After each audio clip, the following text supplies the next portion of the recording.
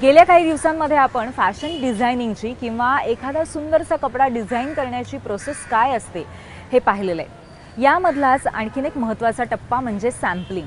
आता हे सॅम्पलिंग कसं केलं जातं, त्याच्या मागे काय गरज असते, हे सगळं आपण व्यवस्थित जाणून घेऊया। आपल्याला माहिती देते मृण्मयी। हाय, मी मृण्मयी अवचट। मोठमोठ्या ब्रँड्स, डिझायनर्स, फॅशन हाऊसेस हे आपली कुठलीही रेंज बाजारात आणण्याआधी त्याचे सॅम्पल्स करतात। एखाद्या प्रोडक्टची आयडिया आणि मग ती ॲक्च्युअलमध्ये कशी दिसतेय ह्याचा जो प्रयोग केलेला असतो म्हणजे सॅम्पलिंग।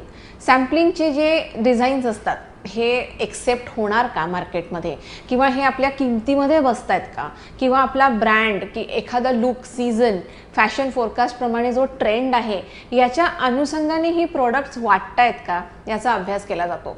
खूपदा जर सॅम्पल आपल्या रिक्वायरमेंटमध्ये बसत नसेल तर त्याच्यामध्ये चेंजेस केले जातात।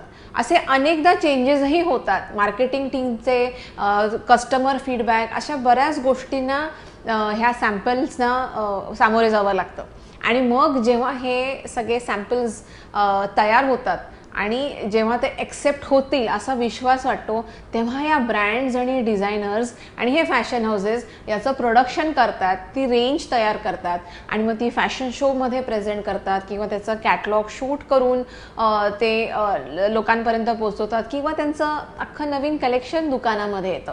ही जी प्रोसेस असते एक छोट्याशा आयडियापासून ॲक्च्युअल तुमच्या कपड्यांमध्ये होणारं रूपांतर, त्याच्यामध्ये ते लागणारे बरोबर रंग, प्रिंट्स, एम्ब्रॉयडरीज, सगळ्या ॲक्सेसरीज, हे सगळं जे तुम्ही कागदावर काढता त्याचं जे रूपांतर ॲक्च्युअल कपड्याच्या स्वरूपात होतं, या अख्ख्या प्रोसेसला सॅम्पलिंग असं म्हटलं जातं। फॅशन डिझायनिंगमधला, प्रोडक्ट डेव्हलपमेंटमधला सॅम्पलिंग हा सगळ्यात इम्पॉर्टंट प्रोसेस आहे, हा सगळ्यात महत्त्वाचा प्रोसेस आहे। मोठे मोठे फॅशन डिझायनर्स, ब्रँड्स आणि फॅशन हाऊसेस सॅम्पलिंगला खूप जास्त महत्त्व देतात, कारण यावर त्यांचं अख्खं कलेक्शन आणि प्रोडक्शन आणि अर्थातच सेल हा त्यांचा त्या सॅम्पलवर, त्या सॅम्पलिंगवर अवलंबून असतो।